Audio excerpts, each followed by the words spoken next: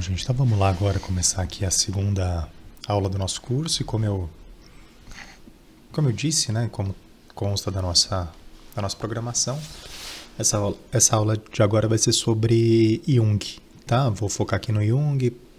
Nesse primeiro bloco eu quero fazer algumas considerações gerais sobre a psicologia junguiana e sobre o simbolismo na ótica junguiana, mas principalmente uma consideração geral sobre o que o Jung chama de processo de individuação. O que é esse processo de individuação? Quais são os passos a serem percorridos e como as dualidades compõem esse processo, que dualidades são essas, tá? Quero fornecer esse panorama e nos blocos seguintes eu quero entrar no tema da alquimia, porque a abordagem junguiana relativa à tradição ocidental, ela se baseou muito na alquimia, que o Jung via como o lado mais simbólico e autenticamente esotérico da tradição ocidental cristã. Então ele mergulhou em textos alquímicos, símbolos alquímicos, os processos alquímicos, tá, sobre os quais eu vou falar na sequência.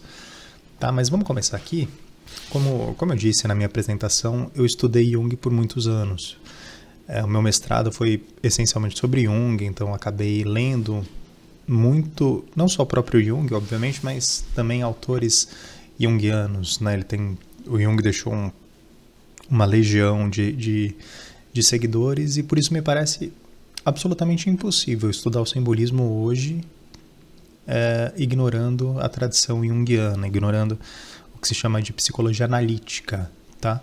Psicologia analítica é esse ramo junguiano da psicologia, é esse ramo que vai estudar as mitologias, os símbolos, as religiões comparadas, numa perspectiva muito menos materialista do que a perspectiva do Freud, tá? Existe uma divisão, né? Um antagonismo. O Jung, ele foi tratado como Freud como o seu sucessor natural pelo próprio Freud, tá? O próprio Freud dizia isso. Mas eles romperam por algumas razões que, enfim, acho que ia fugir um pouquinho aqui do nosso propósito narrar, mas basicamente tem a ver com uma visão freudiana que reduzia o inconsciente ao seu aspecto puramente reprimido, tá? Como o inconsciente tomado como um depósito de conteúdos psíquicos reprimidos, essa visão freudiana. E para o Jung, para além desse inconsciente, existia também um inconsciente coletivo, que se fazia de conteúdos universais, tá? Não vou entrar nisso em detalhes, porque tem um monte de discussão acadêmica sobre o que seria esse inconsciente coletivo junguiano. O próprio Jung, às vezes, assume uma postura um pouco mais metafísica, eu diria, um pouco mais transcendente, e às vezes ele reduz esse inconsciente coletivo ao psiquismo mesmo, tá? Como uma soma de resíduos psíquicos coletivos. E eu não quero entrar nessa discussão, tá? Me parece que o Jung tinha uma preocupação às vezes excessiva em se apresentar como um cientista e não como um místico ou um religioso, tá? No sentido mais amplo aqui do termo. Um espiritualista, uma pessoa que é desconectada ou não respeitadora das tendências científicas, materialistas do seu tempo. E ele queria se apresentar como um cientista acima de tudo. Então ele muitas vezes apresentava a própria teoria com verniz científico, por mais que obviamente houvesse ali muitos motivos muito além da mera ciência.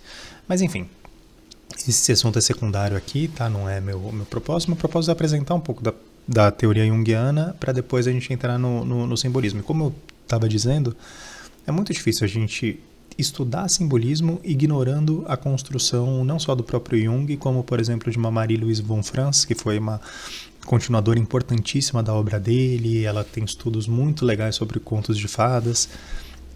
A gente tem um James Hillman, por exemplo, a gente tem um Edward Edinger, por exemplo, a gente tem uma infinidade de autores, até alguns que se tornaram muito populares e que nem eram exatamente dessa escola junguiana mais fechada, né, esses continuadores imediatos da obra do Jung.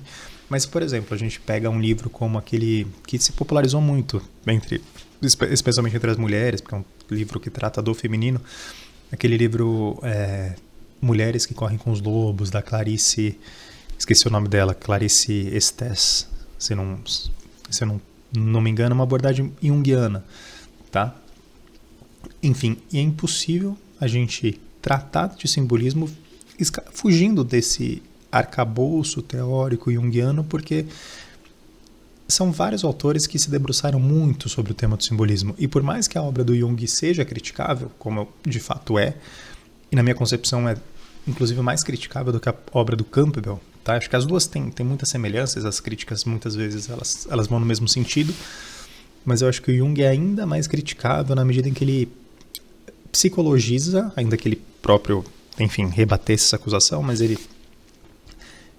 psicologiza, ele imanentiza o processo humano, a jornada humana em direção à individuação, né, como ele diz, ou em direção ao heroísmo, como o Campbell iria dizer, a autotranscendência. O Jung imanentiza e ele torna tudo isso um processo de soma, tá? De incorporação de conteúdos inconscientes, algo que tem muito pouco a ver com silêncio, com oração, essas coisas, ao passo que o Campbell tem um pé muito mais emblemático nas tradições religiosas, então ele vai se abrir muito mais para o caminho de oração, etc., porque faz parte do próprio estudo dele.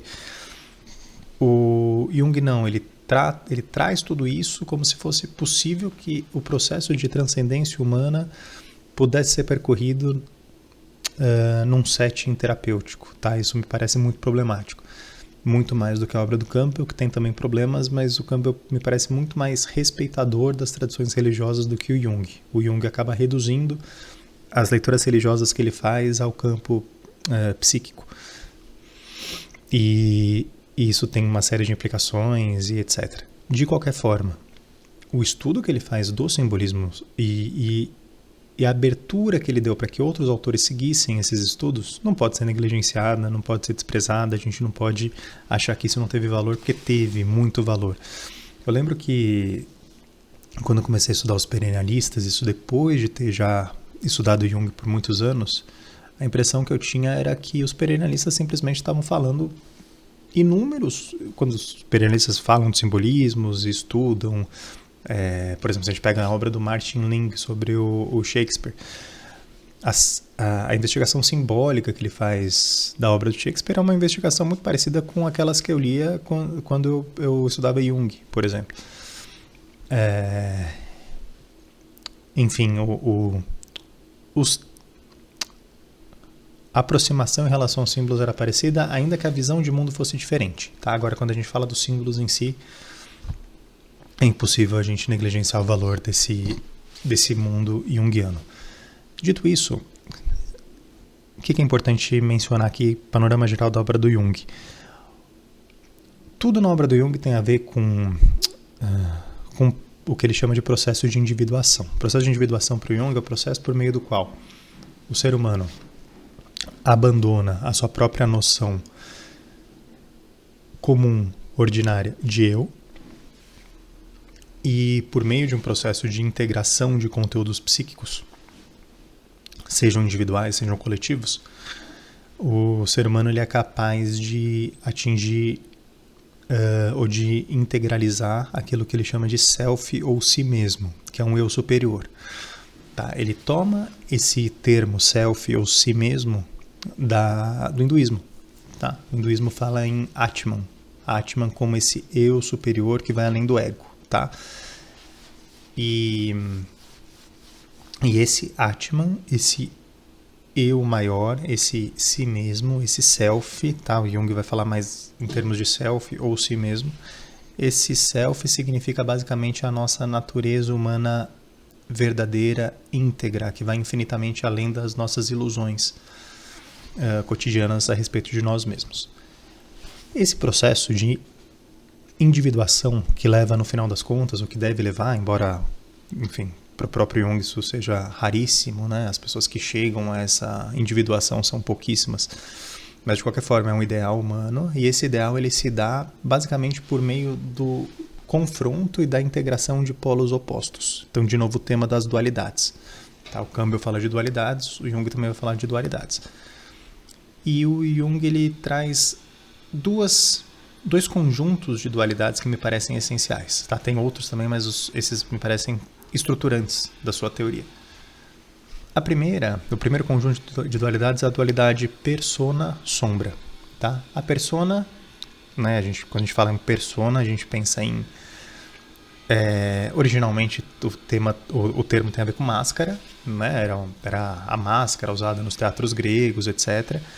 Então, quando o Jung fala de persona, ele está basicamente se referindo aos papéis sociais que a gente desempenha ao longo da vida. Tá? A gente se identifica como professor, pai, mãe, filho, como uma pessoa gentil, irritada, estudiosa, tímida, extrovertida, esportista, né?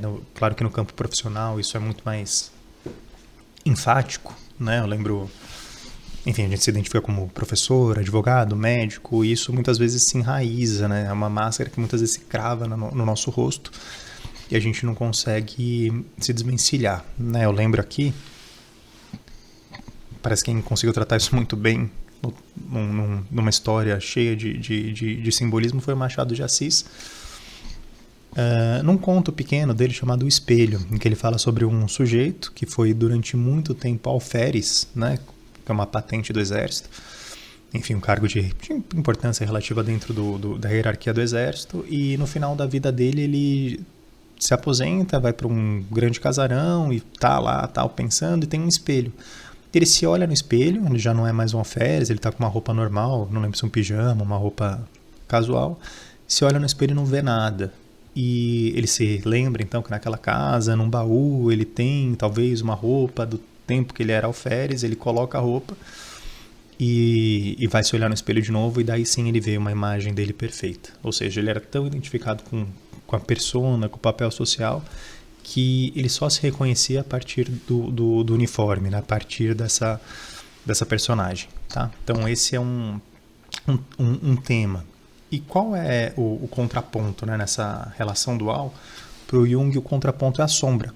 E a sombra significa basicamente para ele os conteúdos que cada um reprime em decorrência da necessidade de que a persona impere solitária, que a persona reine. Então, para que um alferes, né, por exemplo, né, nesse exemplo do Machado de Assis, para que uma pessoa que tem um cargo importante no exército consiga alimentar constantemente, para si mesma, sobretudo, mas para toda a sociedade, né, para todas as pessoas com quem ele se relaciona, essa autoimagem de um alferes, muita coisa tem que ser soterrada. Tá? Então, muitas tendências, se a gente pensa numa instituição como o exército, marcada pela hierarquia, pela ordem, etc., muita coisa desordenada, muita coisa desordeira, muita coisa mais úmida, mais espontânea, tá? Isso por coisas boas e coisas ruins.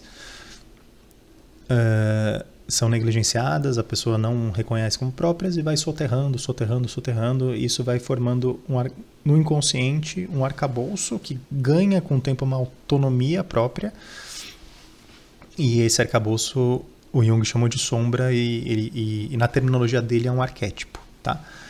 Então essa sombra é um arquétipo que tem uma energia própria e que, enquanto não é reconhecida, enquanto está inconsciente, etc., tem muito poder sobre a pessoa e se manifesta de diversas formas, se manifesta em sonhos, se manifesta em talvez autossabotagem, se manifesta em escolhas que a pessoa nem entende por que fez. Tá? Então essa é a dinâmica, e que para o Jung só vai ser superada quando a pessoa consegue integrar.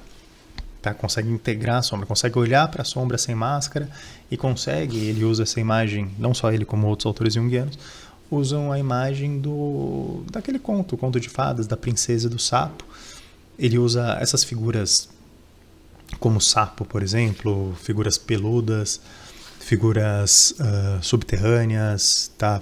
Animais rastejantes, monstros do lago. O Jung diz com frequência que essas figuras que nos causam estranheza são, na verdade, expressões simbólicas, tá? Produzidas pelos seres humanos em qualquer lugar, tá? Em diversas culturas. Elas vão variar de cultura para cultura. Então, por exemplo, uma coletividade, uma tribo que vive perto do mar, provavelmente vai representar essa figura como um monstro marinho. Uma outra civilização que vive no meio da floresta, né, num lugar cheio de árvore, vai provavelmente representar esse mesmo arquétipo por meio de um animal de floresta desconhecido, amedrontador, etc. Mas o fundamento é o mesmo, a energia é a mesma, e é esse arquétipo sombrio, tá? Então, para o Jung vai ser necessário olhar para esse arquétipo sombrio, integrá-lo durante um longo processo terapêutico, ao longo da própria vida, para que a pessoa chegue a um patamar maior de integridade. E a outra dualidade com a qual o Jung trabalha vai ser a dualidade ânimos e ânima, tá? Ânimos masculino, basicamente, eu estou simplificando um pouquinho aqui, mas tecnicamente o ânimos para o Jung são as tendências masculinas na mulher e a ânima são as tendências femininas no homem.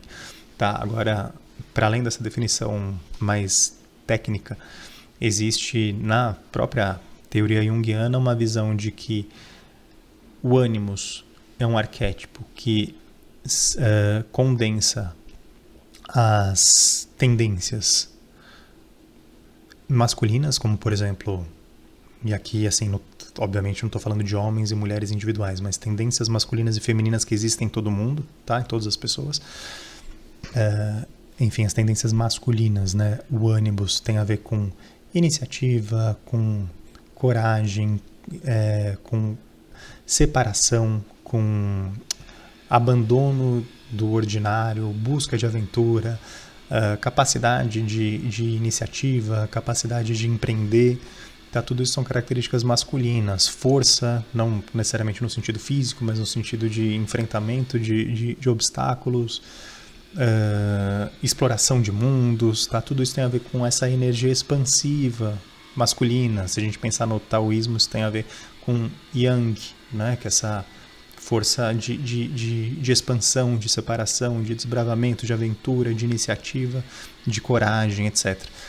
Ao passo que o feminino, que ele vai chamar de ânima, traz uma outra série de tendências, são tendências receptivas, acolhedoras, né? Cuidado, carinho, lar, embelezamento do lugar, né? Nutrição, tudo isso são tendências que nós todos carregamos e que, enfim, homens e mulheres carregam. As mulheres tendem a se identificar mais com as tendências femininas e, portanto, o ânimos delas vai ter que ser integrado ao longo da vida, também ao longo de um processo terapêutico. Elas vão precisar tomar consciência dessas outras tendências que existem nelas, tendências de expansão e de desbravamento e etc. E de alguma forma isso vai ter que ser integrado à consciência, tá? Senão isso vai aparecer de formas ruins. Ele dá exemplo de casos mesmo, né? A partir dos atendimentos terapêuticos dele, ele dá exemplos de mulheres que ordinariamente não integram, não vivem esse ânimos, mas quando vivem acabam assumindo posturas muito autoritárias, muito mandonas, etc. E isso para ele é um sinal de um ânimos não integrado, não reconhecido. E o mesmo ocorre com os homens. Os homens tendem isso não é uma regra, obviamente existem diversas combinações possíveis. Existem homens com uma dose maior de feminilidade, homens com maior dose de masculinidade, etc. A gente sabe disso.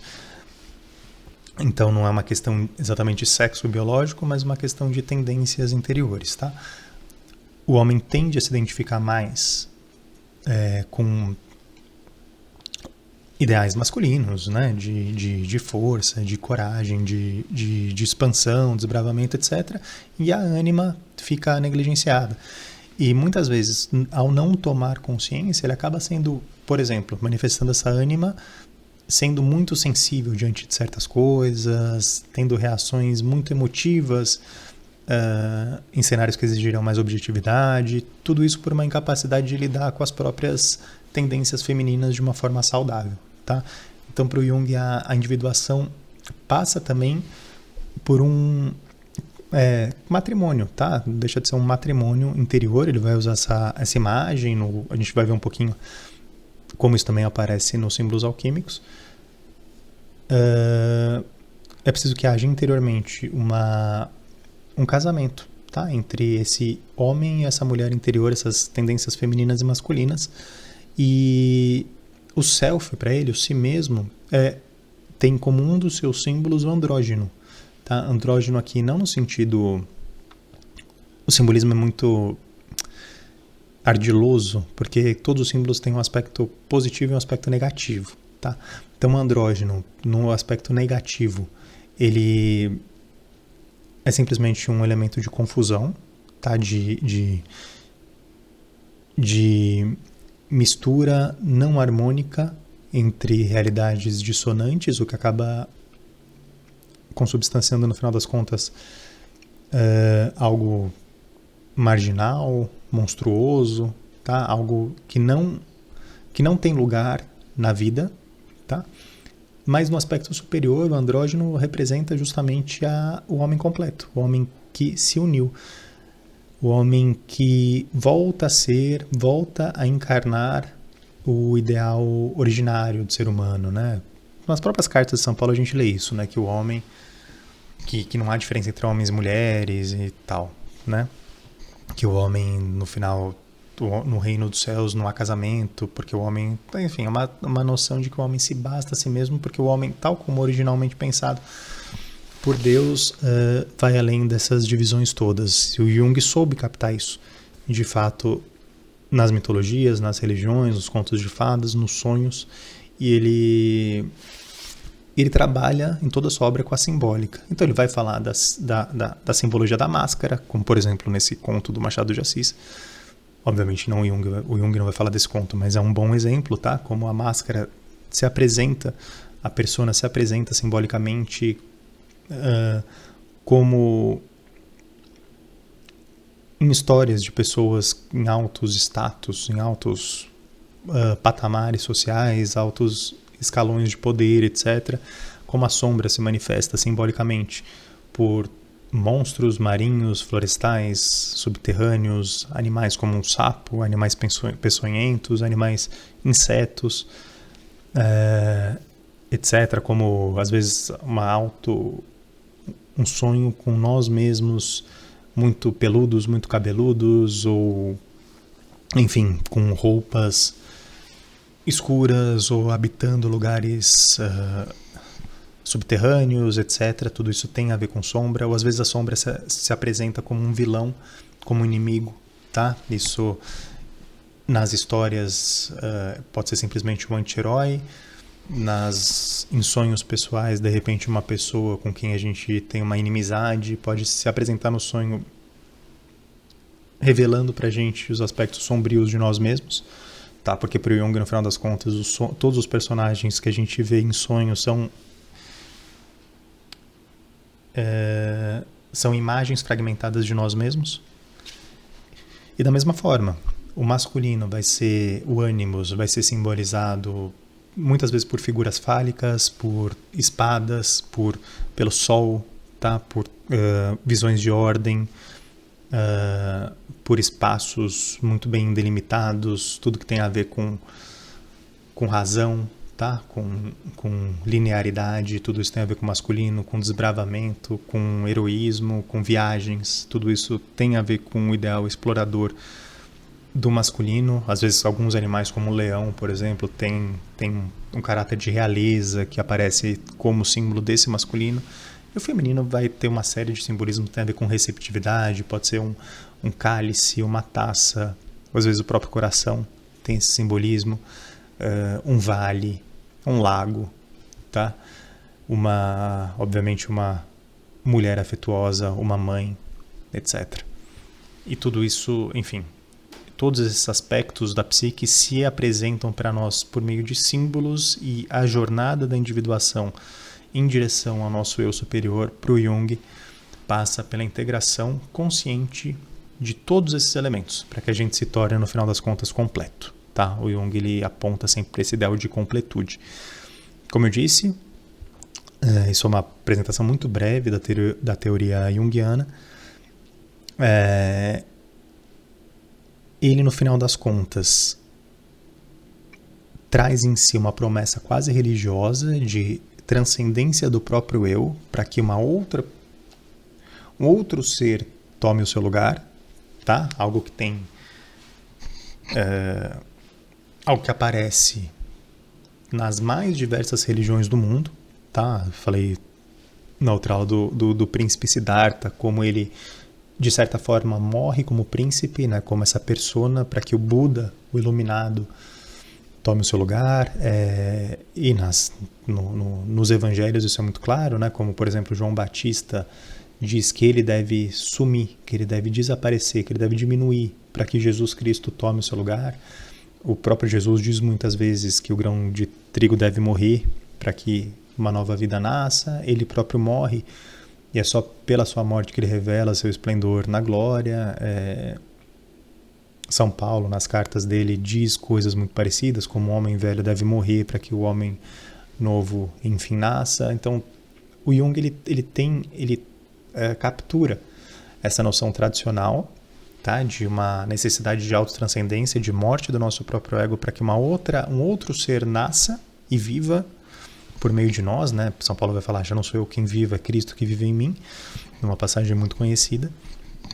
Mas, como eu disse, o que ele faz é trazer esses conteúdos que têm muito a ver com uma vivência religiosa, não só uma vivência ascética, mas também uma vivência mística, e aqui eu estou falando de ascetismo, como renúncia consciente, né? Como negação das próprias paixões, e mística como abertura ao mistério, ao casamento espiritual.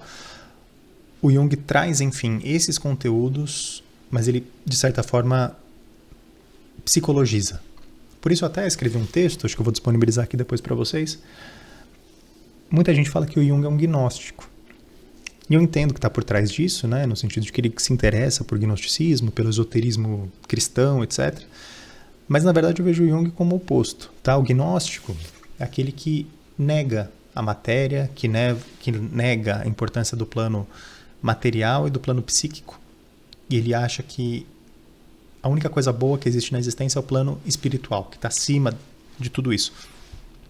O Jung, pelo contrário, o que ele faz é, ele captura elementos da simbólica da jornada espiritual, que são os elementos simbólicos presentes em todas as religiões, e ele traz tudo isso para o plano psíquico, dando a entender, embora ele não vá dizer isso, ele respeita as religiões em geral, mas dando a entender que o processo de individuação, esse processo de autotranscendência, é algo a ser realizado no plano psíquico, num setting terapêutico, num processo analítico, e não numa vivência religiosa, por exemplo, tá bom? Que é o caminho por excelência, sempre foi o caminho por excelência de transcendência do próprio eu. E esse, para mim, é o grande problema, é o problema central na obra junguiana, que é uma visão, no final das contas, que acaba sendo materialista, cientificista, psicologizante e fecha, às vezes, o caminho para o que poderia ser uma vivência religiosa verdadeira. Por isso que, como eu disse antes, eu acho que o Jung é muito mais criticável do que o Campbell. O Campbell ele apresenta as tradições religiosas de uma forma muito mais fidedigna e sem tanta psicologização, embora tenha um pouco disso. Enquanto é muito difícil a gente mergulhar nos estudos junguianos sem cair nessa tendência de desprezar os caminhos religiosos tradicionais. Tá bom? Isso é um problema bem sério. Acho que é isso como introdução ao Jung, e a partir do próximo vídeo eu vou tratar de um outro tema que tem a ver, tá? Hoje foi esse primeiro momento foi só uma introdução mesmo ao Jung, mas na próxima aula eu vou tratar da simbólica da alquimia, porque ela vai ajudar muito a gente a compreender depois os simbolismos através da perspectiva tradicionalista e da perspectiva cristã. Tá bom, gente? É isso. Acabei me alongando um pouquinho mais do que eu pretendia, mas acho que foi importante para traçar esse panorama geral aqui, até porque é um tema muito complexo para ser falado em pouco tempo. Obrigado, até a próxima.